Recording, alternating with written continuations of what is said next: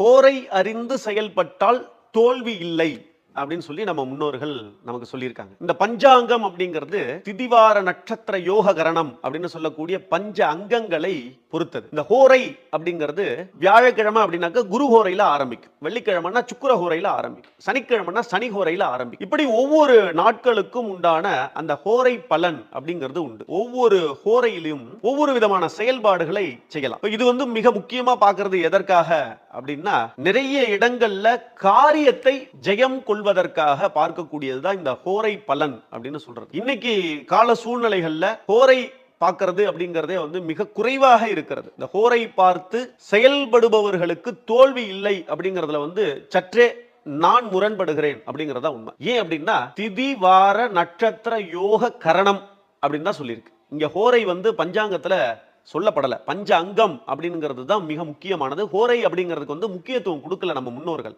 அதனால இந்த ஹோரை பார்க்கறதுல நான் கொஞ்சம் முரண்படுறேன்.